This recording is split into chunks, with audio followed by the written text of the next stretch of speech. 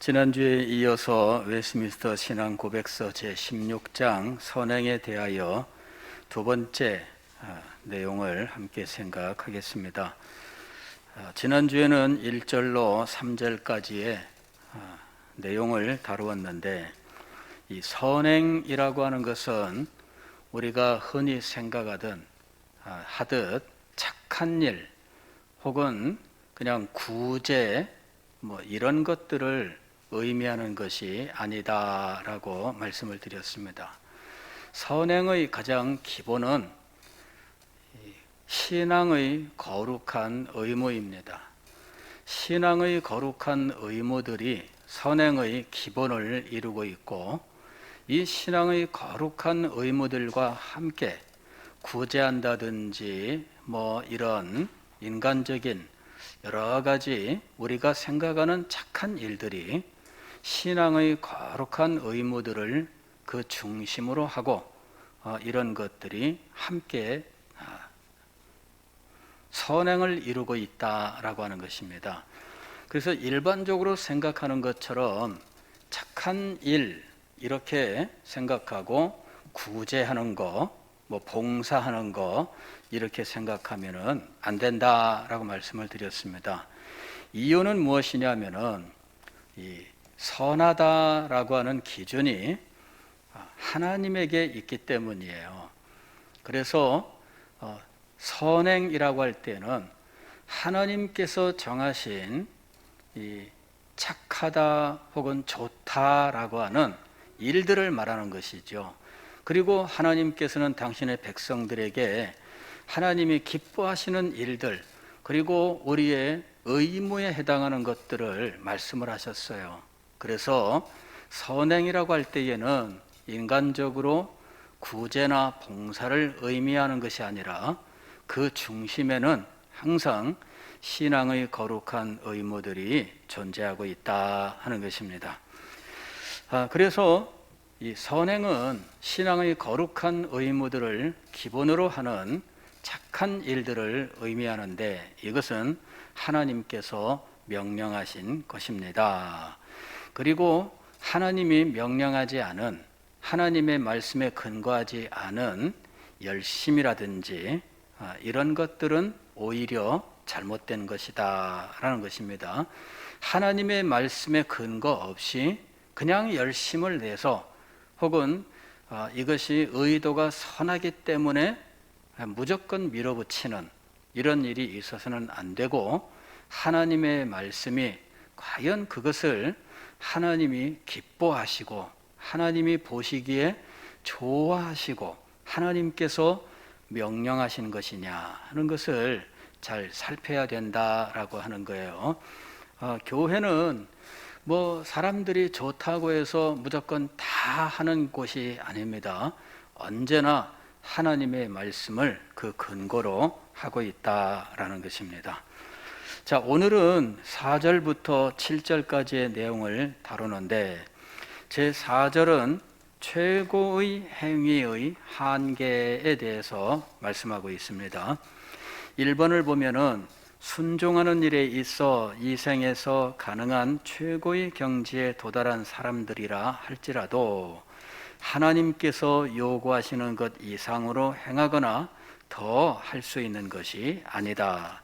오히려 그들은 자신들이 해야 하는 의무를 행하기에도 많이 부족하다, 이렇게 이야기하고 있어요. 자, 인간들 가운데에 최고의 경지에 도달했다는 사람들이 있겠지요. 대표적으로는 공자님 이런 분들 예를 들 수 있겠어요. 그러나 이분들은 믿는 사람이 아니기 때문에 이런 경우는 7절에서 다루게 됩니다. 7절은 중생하지 못한 사람들이 행한 선행의 한계, 이렇게 되어 있습니다. 그래서 공자님이나 혹은 부처님이나 이런 인간적으로 최고의 경지에 도달했다는 사람들이 있어요. 그런 사람들의 그 착함, 그리고 그 사람들이 행했던 선행, 그 사람들이 행했던 엄청난 업적들, 그런 것들이 한계가 있다라고 하는 거예요. 그 한계는 7절에서 다룹니다. 그럼 4절에서 말씀하는 이런 내용들은 무엇일까? 순종하는 일에 있어 즉 하나님이 명령하신 선행을 행하는 일에 순종하는 것, 이 생에서 가능한 최고의 경지에 도달한 사람들, 도대체 이런 사람들은 누구일까? 사실 막연합니다마는 사실은 염두에 두고 있는 존재들이 소위 그 당시 중세 가톨릭 교회에서 말하는 이제 성인들을 예를 들어 말하고 있는 겁니다. 가톨릭에서는 오늘날도 성인이라고 하는 이 사람들을 세우고 있지요. 그래서 성 누구누구, 성 누구누구 이런 식으로 이제 거룩할 성자를 붙인 사람들이 소위 말하는 성인입니다. 그러나 우리는 성인이라고 하는 이 존재를 따로 세우지 않고 또 그들이 우리보다 더 탁월하여 하나님께서 특별하게 취급하시는 존재들이라고 인정하지도 않습니다. 성인을 세우지도 않고 성인을 인정하지도 않아요. 물론 그들이 우리보다 어떤 면에서 더 탁월할 수는 있어요. 그러나 그것이 하나님 보시기에 그렇게 엄청나게 차이 나는 것도 아니고 또 그들의 선행이 하나님이 명령하신 것을 넘어선 것도 아니다라는 거예요. 이것이 이 제4절에서 말씀하고 있는 겁니다. 특별히 가톨릭은 성인이라고 하는 존재들을 인정을 하고 그들은 하나님이 요구하시는 것 이상으로 행했기 때문에 그들은 하나님이 100을 요구하셨는데 100 이상을 넘겼다는 거죠. 그래서 그 넘긴 것들이 남아있다는 거예요. 100을 요구하셨는데 어떤 사람이 130만큼을 남겼어요. 그러면 하나님 앞에 100을 갚고 나머지 30이 남잖아요. 이 30을 가리켜서 공덕 혹은 여덕이라고 이야기를 해요. 여덕이라고 할 때 여자는 남을 여자예요. 남는다 그런 말이죠. 남는다. 덕이 남아. 하나님이 요구하시는 것을 다 채우고도 남았다 하는 이야기예요. 그런 사람들을 성인으로 인정을 하는 거죠. 그래서 이 여덕이라고 하는 것, 하나님이 요구하시는 것 이상으로 행한 사람들이 있고 그런 사람들을 성인이라고 부르고 그들이 남긴 것들을 모아서 하늘 창고에 두었는데 요 하늘 창고에 있는 이 덕을 지상에 있는 교황이 열쇠를 받았기 때문에 곡간 열쇠예요. 성인들이 남겨놓은 이 덕을 모아 하늘 창고에 두었고 이 곡간 열쇠를 교황이 가지고 있어서 열고 들어가서 꺼내서 나눠줄 수 있다는 거죠. 여기 어떤 사람이 하나님이 요구하시는 것이 100인데 70밖에 안 돼요. 30이 부족해. 그러면은 교황이 30을 채워주면 100을 딱 채울 수 있는 거죠.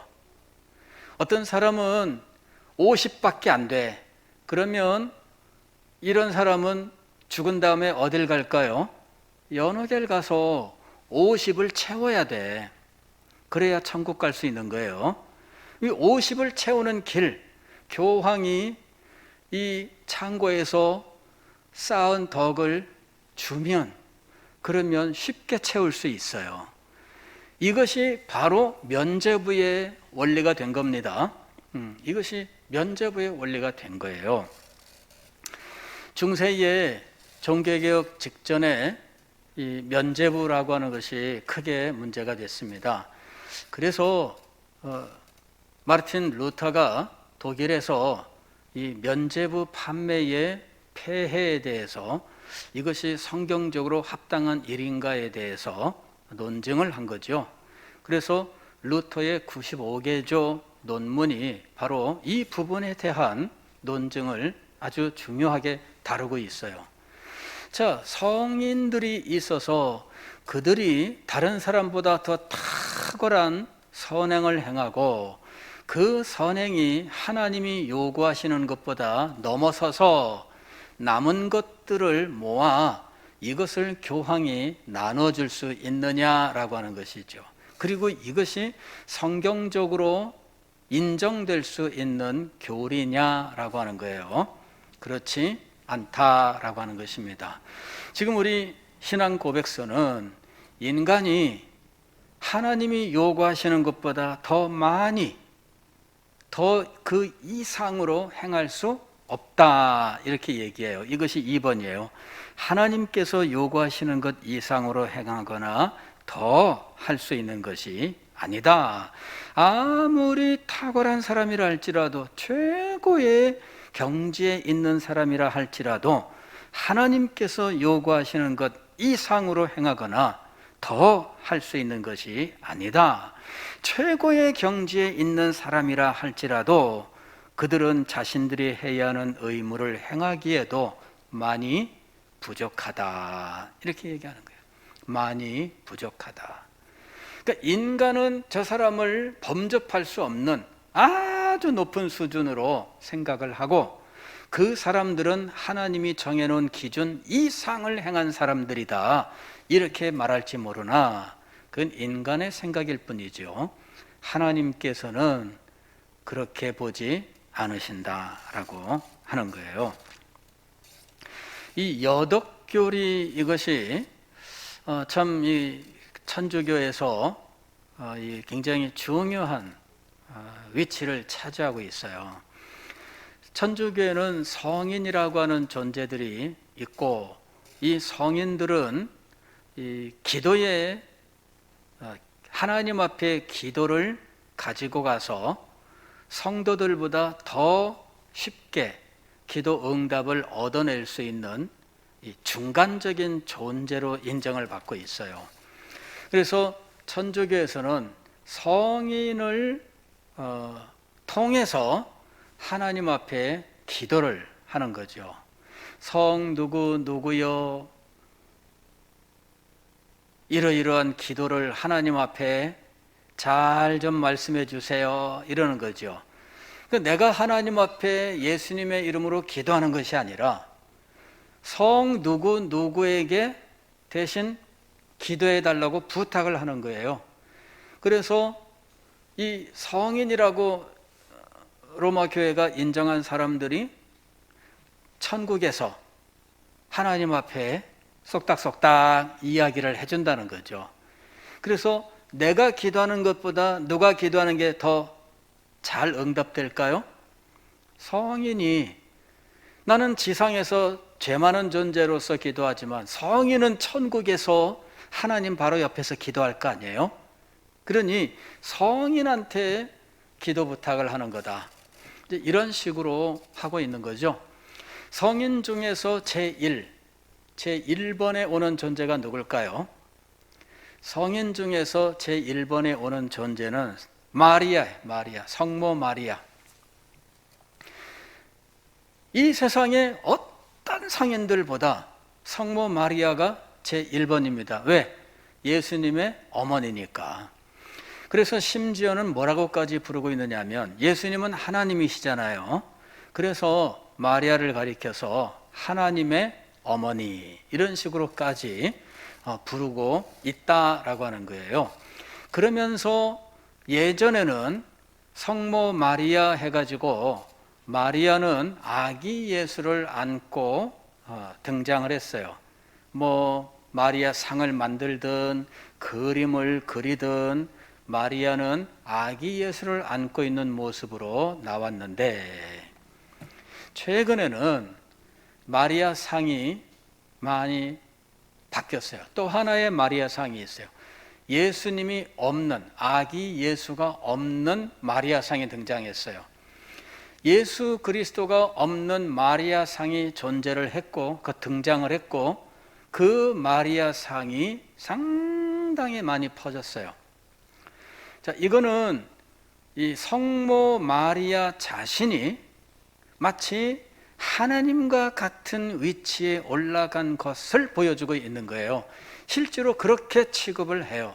그래서 이 성인의 단계에서 예수님 때문에 1번 성인이 되었던 성모 마리아가 최근에는 보통 성인들 1번을 넘어서는 아예 차원을 달리하는 이런 존재로까지 받아들여질 정도로, 이제 거기는 마리아 교가 되는 거죠. 예, 마리아 교라고 부를 수 있을 만큼 이 마리아를 지극히 높이는 이런 일도 일어나게 되었다라는 거예요. 왜 그럴까? 예수님의 모친이라는 것 자체가 세상에서 가장 큰 덕행이 된 거죠. 그러니까 인간이 엄청난 덕행을 행할 수 있는데, 순교 같은 거, 이것도 덕행으로 인정을 받아요. 기적, 이런 것들이 또 덕행이에요.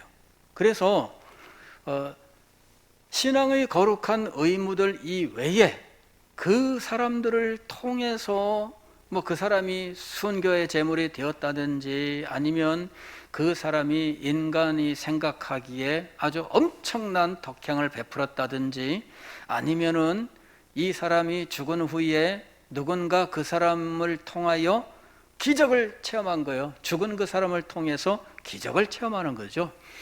그래서 누구 때문에 기적이 나타났다 해가지고 로마 교황청에다가 성인으로 인정해달라 하고 청원을 하게 되면 심사에서 성인으로 인정을 해요.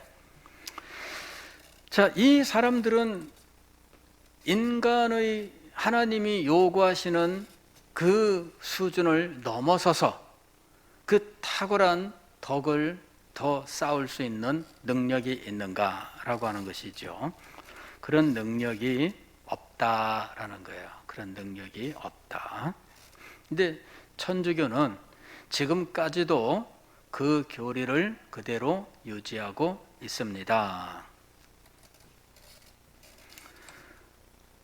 그리고 그것이 남은 이 성도들이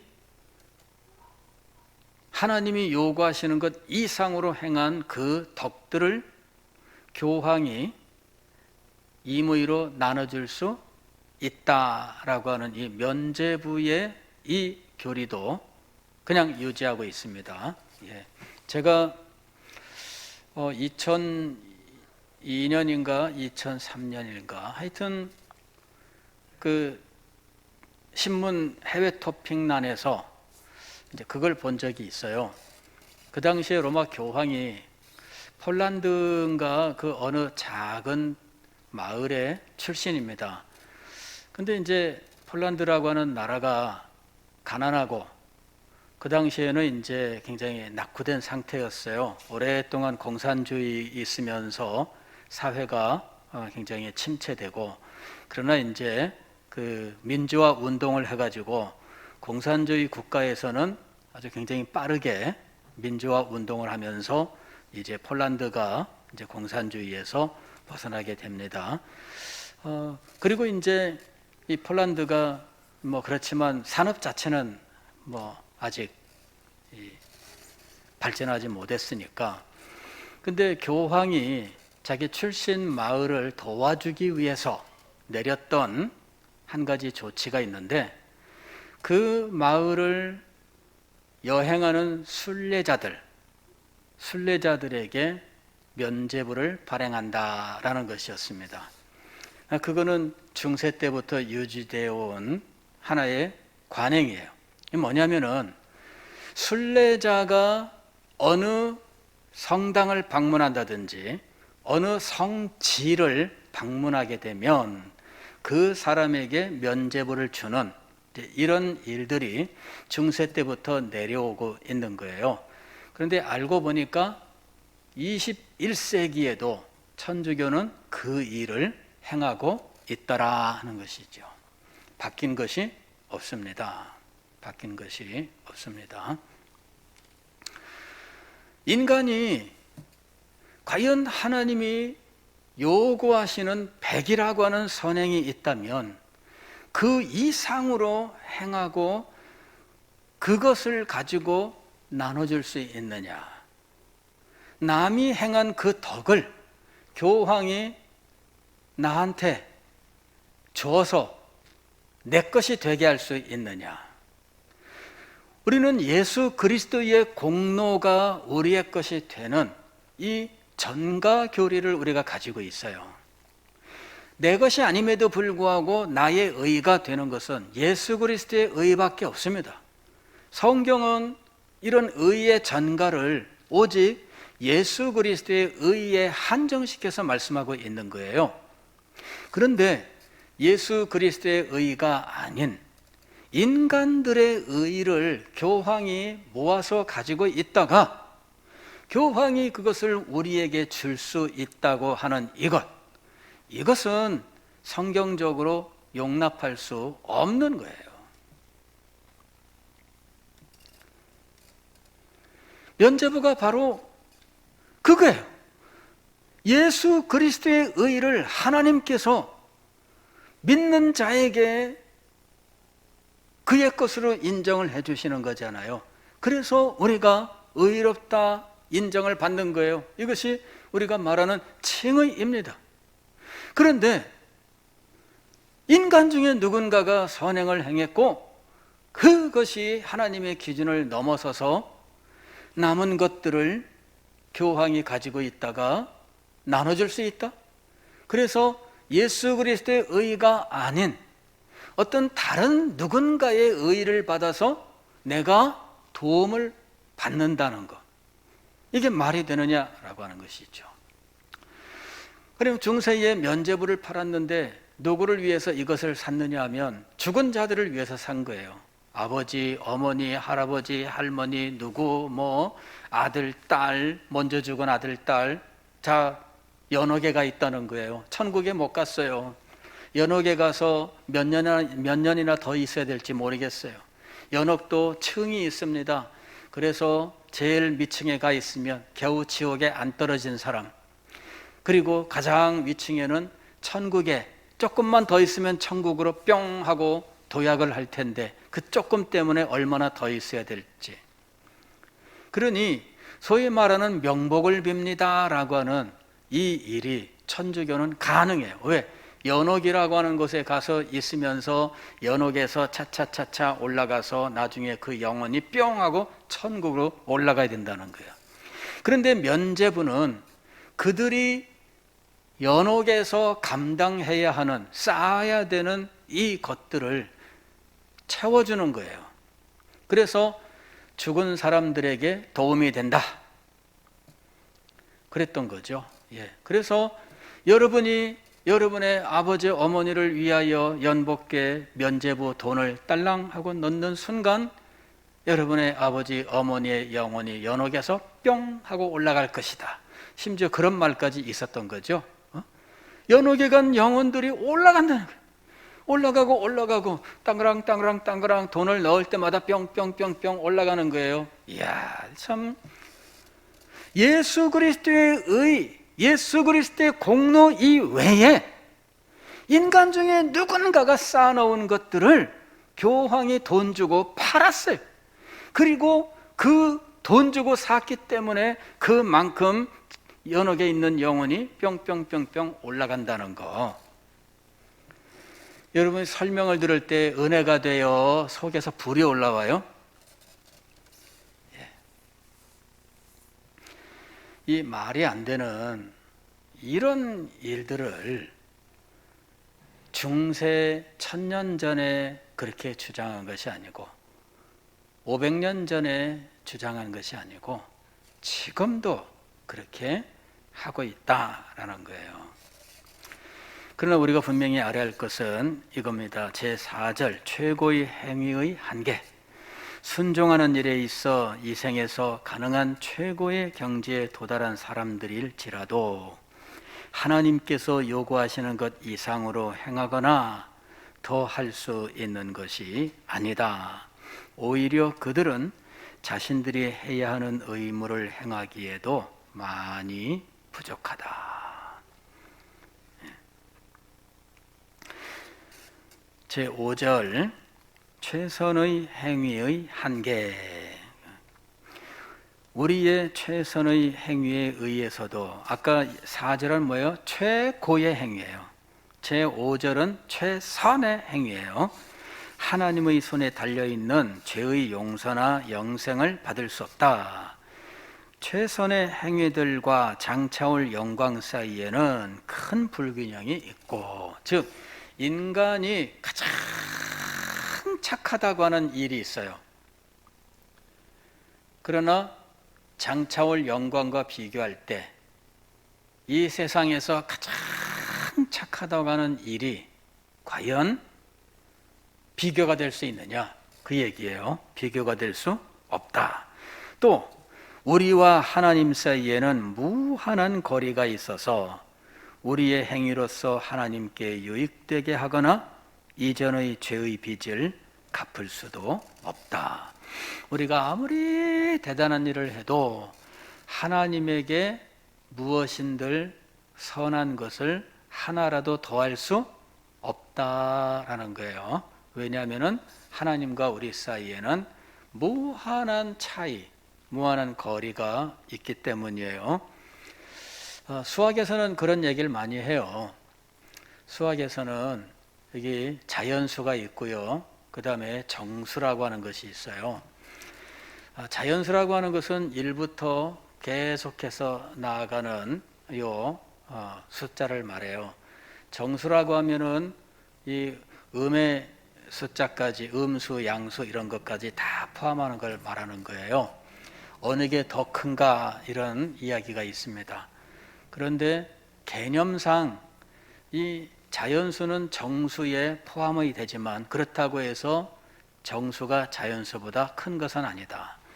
이런 이야기를 해요. 왜냐하면 자연수도 무한으로 써나갈 수 있기 때문이에요. 무한으로 써나가기 때문에 비록 음수 마이너스 1, 마이너스 2, 마이너스 3 이렇게 무한으로 가는 것을 포함시킨다 해도 무한 대 무한이기 때문에 비교하여 크기를 말할 수는 없다. 그런 이야기죠.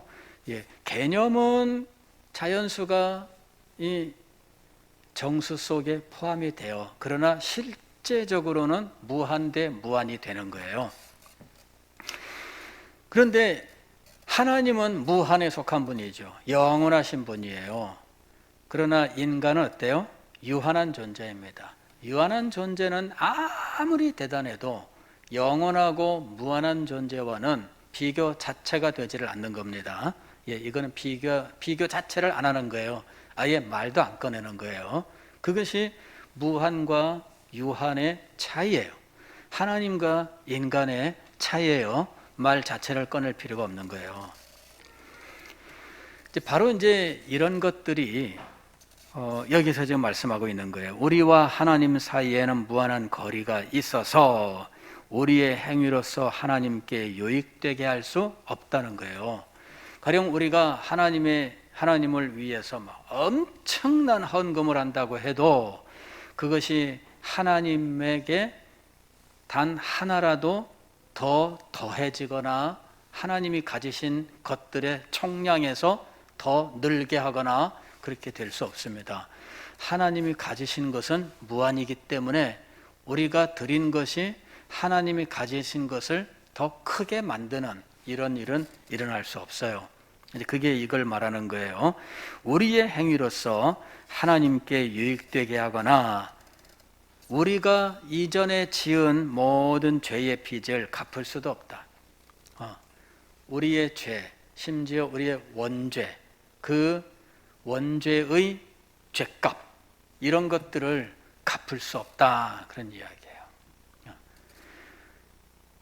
우리가 할 수 있는 모든 것을 했을지라도 우리의 의무만을 한 것일 뿐이며 우리는 무익한 종에 불과하다. 즉 우리가 공로를 자랑할 수 없다는 거예요. 예수님께서 비유를 하셨잖아요. 한 종이 있어서 밭에 나가서 실컷 일을 했는데 이 종이 일 끝내고 들어왔는데 이 주인이 끝내고 왔냐? 그러면 저기 뭐 저쪽에 가서 저 채소 저거 나르는 거 저거 도와줘라. 그러면 가서 그냥 해야 되는 거예요. 낮에 밭에 나가서 일을 하고 왔는데요. 소용없습니다. 가서 하라면 하는 거예요. 공로가 되어서 하나님, 저는 할 만큼 다 했고요. 이제부터는 제가 더 할 필요가 없는 겁니다. 이렇게 말할 수 없는 거죠. 종은 하나님 주인 앞에서 뭐예요? 나는 무익한 종일 뿐입니다. 무엇인가 소득이 있고 무엇인가 남았다면 그 공로는 누구의 공로일까요? 주인의 공로인 것이죠. 하나님의 공로이지 우리의 공로가 아니다는 거예요. 왜? 우리가 행하는 선행의 근원은 성령이에요. 하나님께서 우리에게 베풀어 주신 은혜 때문에 우리가 무엇을 행하는 것이지 우리 스스로에게서 나오는 것이 아니라는 거예요. 그래서 우리가 무슨 선한 일을 행했다 하여 우리의 공로로 하나님 앞에 내세울 수 없다는 거죠. 우리는 무익한 종에 불과하다. 9번, 때문에 우리가 행한 것들이 훌륭하다면 그것은 성령으로부터 나온 것이며 선행이 우리에 의해 행해진다면 그것은 불결하며 많은 약점과 불완전으로 뒤섞여 있으며 하나님의 심판의 엄중함을 감당할 수 없다. 하나님의 성령이 우리에게 역사하여 행한 일이 아니라면 그것은 인간적인 거예요. 우리에게서 나온 것인데 그것은 오히려 불결하며 불완전하고 하나님의 심판의 엄중함을 감당할 수 없다. 그런데 우리가 행한 일이 그렇게 불완전한데도 하나님께서 기쁘게 받으시는 이유는 무엇인가? 이것이 6절입니다. 불완전한 것이 용납되는 이유 1. 그럼에도 불구하고 신자들의 인격이 그리스도로 말미암아 용납되었으므로 그들의 선행 또한 그리스도 안에서 용납된다. 그들의 생활이 하나님께서 보시기에 전적으로 흠이 없고 책망받을 것이 없는 것은 아니지만 하나님은 그리스도 안에서 그들을 보심으로 많은 약점과 불완전함이 있음에도 불구하고 신실한 것으로 용납하시고 상 주시기를 기뻐하신다. 이건 뭐냐면요, 그냥 예를 들면 이런 거예요. 여기 어린아이가 있어요. 아기가 있어요. 아기가 얼마나 이뻐요. 아이가 막 까르르 웃고 그러면 뭐 기가 막히게 이쁘고 그렇잖아요. 그래가지고 이거 뭐 깨물어주고 싶어 그러면서 막 볼을 깨물고 막 그러잖아요. 막 손 같은 거 붙잡고 아이고 이뻐 그러면서 손 깨물고 막 그러잖아요. 물론 뭐 아프게 깨무는 건 아니죠. 막 입에 넣고 깨무는 흉내만 내는 거예요. 그렇게 이쁘고 사랑스러워요. 그리고 어느 정도냐면은 애가 똥을 쌌는데 어머 똥이 이렇게 이쁘니 그러더라고. 똥이 이쁘다고 말해본 엄마들 계셔요 안 계세요? 계셔요. 심지어 손자 손녀 똥 싸는 거 이쁘다고 하는 할머니 안 계시죠? 아마 이게 많이들 계실 거예요. 이뻐 얼마나 이쁜지 똥이 다 이쁘다 그러는 거예요. 근데 요새는 어느 정도냐면요, 개를 키우는 분들요,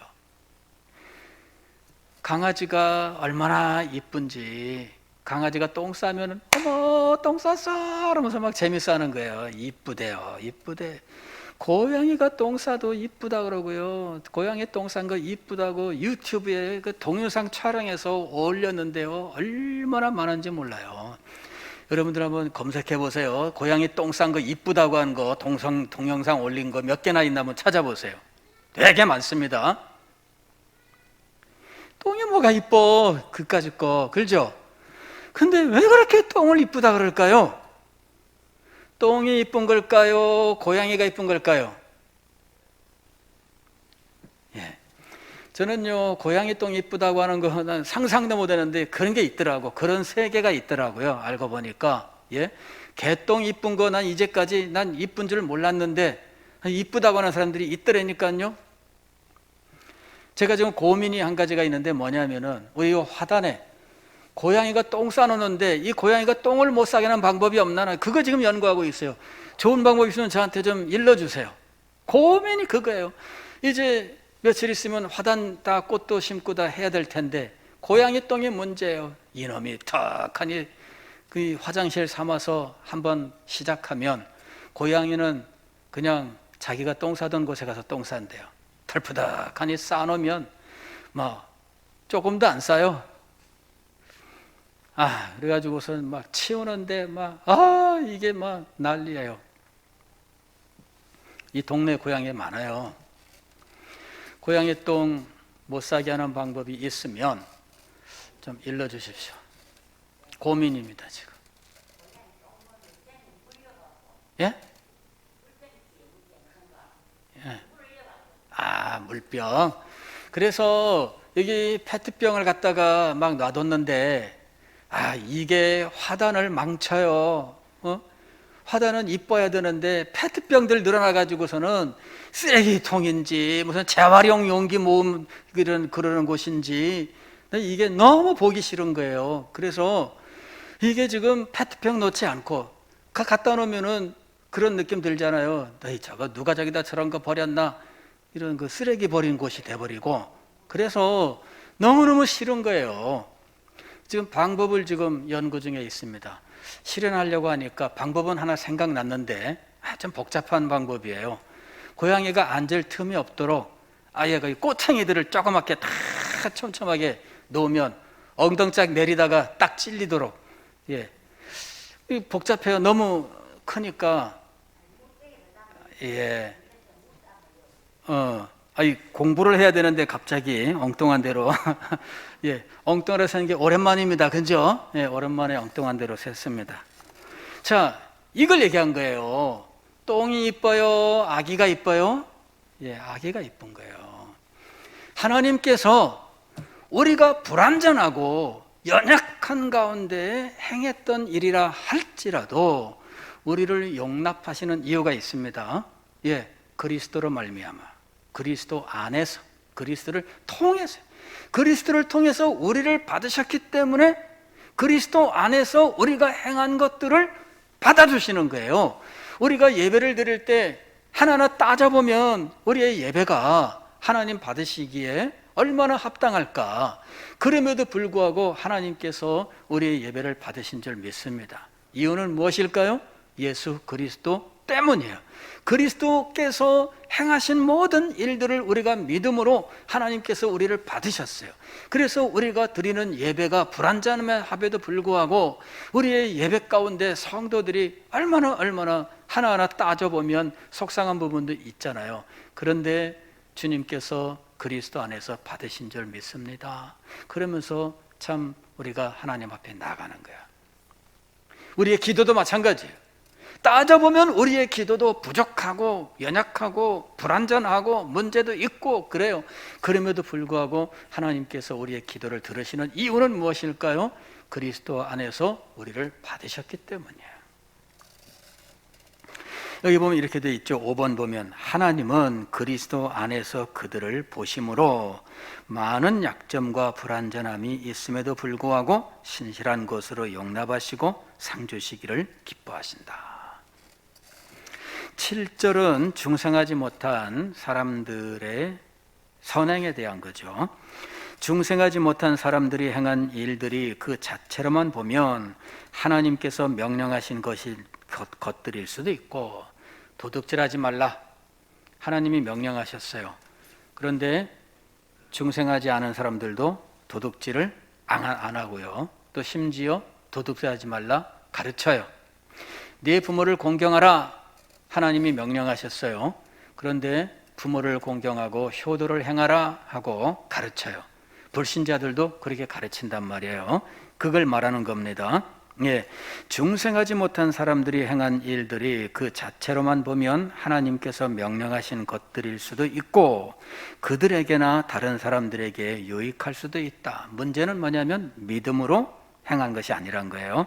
4번 그러나 그것들은 믿음으로 정결하게 된 심령으로부터 나오거나 말씀에 따라 올바른 태도로 행한 것이거나 하나님의 영광이라는 올바른 목적으로부터 나온 것이 아니기 때문에 그것들은 죄악된 것이며 하나님을 기쁘시게 하거나 사람이 하나님으로부터 은혜를 받도록 할 수도 없다. 한계가 뚜렷한 거예요. 그냥 이런 것들이죠. 과거에 어떤 분이 그런 예를 들었어요. 로레인 베트너라는 분이 여정론 그 책에서 그 이야기를 했는데, 사람이 행하는 선행, 자연인 즉 죄인이 행하는 선행이 어떤 의미를 갖고 있는가, 그런 내용을 간략하게 예를 들었는데, 깽단이 있을 때, 깽단은 내부적으로는 굉장히 의리 있는 집단이잖아요. 예. 그 의리라고 하는 것만 딱 떼어서 보면 어때요? 선한 거잖아요. 착한 거잖아요. 그런데 그가 의리를 발휘하면 발휘할수록 국가에는 해로운 거예요. 일반인들에게는 해로운 거예요. 그래서 그들이 의리 있다고 말할 때 그 의리는 자체로 보게 되면 좋은 것이지만, 그러나 국가나 일반인들을 고려할 때에는 오히려 해로운 거예요.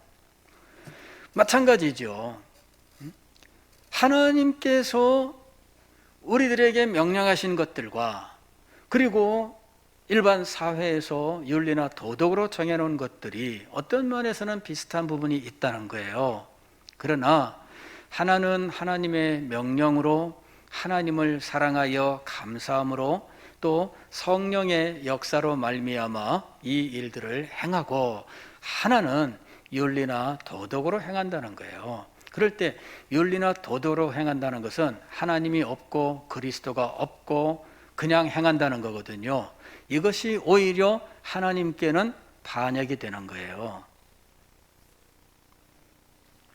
그래서 우리는 하나님 없고 그리스도 없고 성령이 없이 행하는 착한 일이 오히려 하나님께는 반역이 된다라고 하는 거죠. 이것이 요 7절의 말씀이에요. 그렇다고 해서 선행을 소홀히 한다면 더욱 죄악된 것이며 하나님을 불쾌하게 하는 것이다. 즉 불신자들이 그러니까 그냥 마음대로 살아라, 그럴 수는 없다는 거죠. 예, 그나마 그냥 착하게라도 윤리와 도덕적으로 살아라. 하나님은 그 정도까지는 이 세상이 그렇게 되도록 하셨어요. 다만 그것이 하나님께 인정받는 선행이거나 혹은 구원을 받게 하는 선행이거나 그러지는 않는다는 거예요. 그냥 이 세상이 죄로 말미암아 무너지지 않게 보존케 하시는 하나님의 섭리일 뿐이죠. 그 이상의 의미를 갖고 있지는 않아요. 그래서 세상 사람들도 착하게 살도록 하신 거예요. 하나님은 세상 사람도 착하게 살게 하신 거예요. 왜? 그렇지 않으면 진작 이 세상은 무너졌을 겁니다. 착하게 살게 하셨기 때문에 그나마 이렇게 유지되어 온 거예요. 그리고 이 세상이 이렇게 유지되는 동안에 하나님은 구원의 복음을 전파하셔서 구원할 자들을 구원하시고 그렇게 해오신 거예요. 즉 하나님이 오래 참으신 거죠. 오래 참으심. 이 하나님의 오래 참으심은 이 세상이 죄로 멸망하지 않도록 선을 행하여 유지되게 하시고, 그 사이에 구원의 복음을 전파하셔서 구원할 자들을 다 구원하시는 이런 과정을 말씀하는 거거든요. 그래서 불신자들의 선행도 의미가 있습니다. 다만 구원하거나 하나님께 인정을 받는 선행이 되지는 않습니다. 자, 오늘 우리는 선행에 대하여 개략적으로 살펴보았습니다.